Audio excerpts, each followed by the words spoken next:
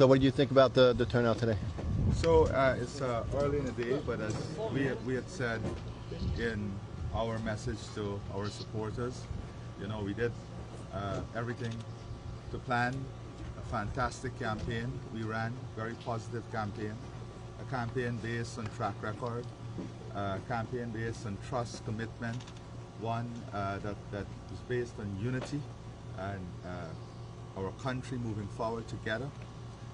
Now, as we said, the final part of this this journey, the victory, is for all our supporters to come out and ensure that they cast their vote, and continue to encourage all of them to ensure that before the day is out, they come out in their numbers and cast their vote and seal this victory. You're confident about the victory? Very much so, very much so. Very confident about the victory. You saw the campaign we ran, the numbers speak for themselves.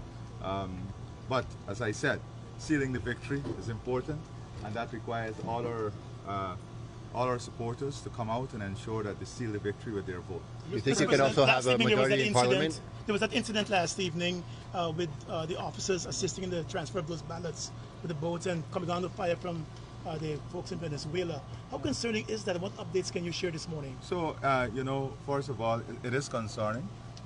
We have had the fire from the Venezuelan side a number of times in the last couple of months. So of course it's concerning. The security forces are on full alert. They have the strength and they're ready. They have the equipment, and we have to understand the threat of Venezuela. We have been speaking about this throughout the campaign, that Venezuela is a threat, and we have to look at every single connection to that threat, and the security forces are on top of it. What plans do you have to beef up the capacity of the GDF and the police in that area of Guyana?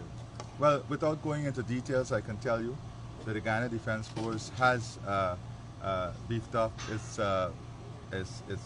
not only troop, but they are in a better position. We have invested a lot, as you know, in the military.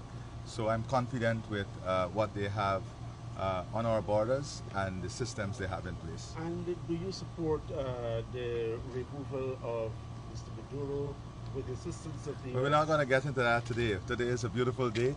We are voting for victory today. But yourself and Prime Minister Trinidad and Tobago have endorsed the operations by the U.S. I have made it very clear that Guyana, we support democracy.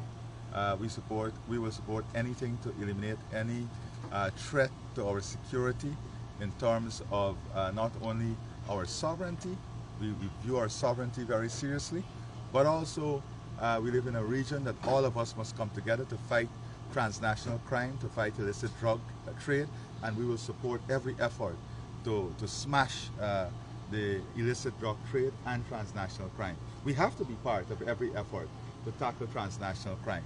And wherever transnational crime is, whilst I've said this, we have always said consistently that this region must remain a zone of peace, and we will do everything to ensure that this region remains a zone of peace and support every effort to ensure that this region remains a zone of peace. Do you plan to give better boats and better technology to the soldiers who patrol the Guyana? Chabral, I think you're behind time a bit. If you follow the investment we are making, I can't speak about the type of investment from a military perspective that we've been making, but I can tell you we've made serious investment in the military, and they're far better equipped as I speak to you now. Mr. President, in the event that the election results should go your way and the other side display a certain type of behavior to create some level of unrest, because that is a concern that persons in the Caribbean have right now. What are your plans? Listen, we have said very clearly that this election must be peaceful, and we must all accept the will of the people.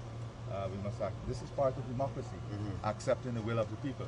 And the security forces have said very clearly, very, very clearly, that should anyone step out of line in terms of the law, that they are prepared to deal with that. So I leave that in the hands of the security forces.